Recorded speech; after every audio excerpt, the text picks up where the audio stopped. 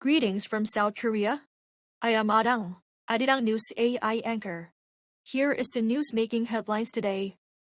On the first working day of 2026, President Lee Jae-myung hosted a New Year's reception at the Blue House.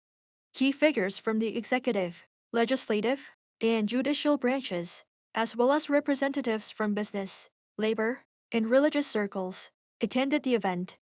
They included the Prime Minister, the National Assembly Speaker, and the heads of the Supreme Court, the Constitutional Court, and the National Election Commission. Cabinet ministers and the leadership of the ruling Democratic Party were also present.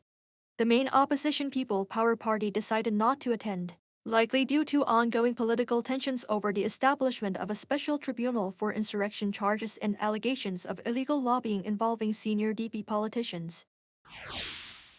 South Korea's economic control tower has been completely re-engineered. Effective Friday, the Ministry of Economy and Finance, which had served as the country's super ministry since 2008, has been separated into distinct bodies. This marks the first structural split in 18 years.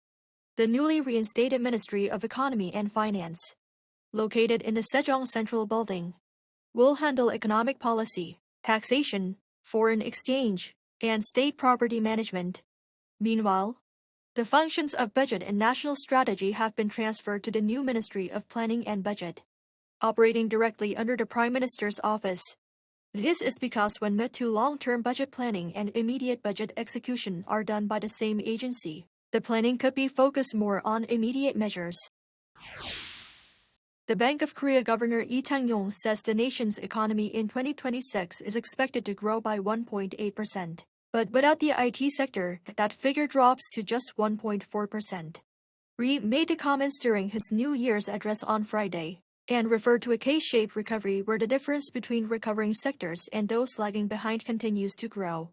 Regarding South Korea's currency, the governor addressed the won trading in the 1,400 range against the US dollar. He said the valuation is disconnected from economic fundamentals, attributing the weakness partly to massive overseas investments by domestic residents. He urged a comprehensive review of how capital outflows affect the local market.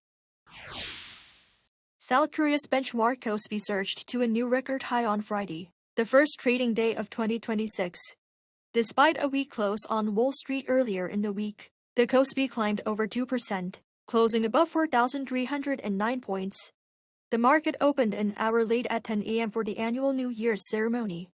Some local analysts claimed that the strong December export figures fueled the rally, as foreign investors led the buying, while retail investors net sold.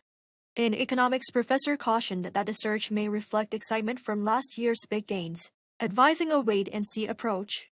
Overall, the strong performance highlights optimism in South Korea's export-driven economy, with momentum in rising sectors linked to global trends such as artificial intelligence and manufacturing.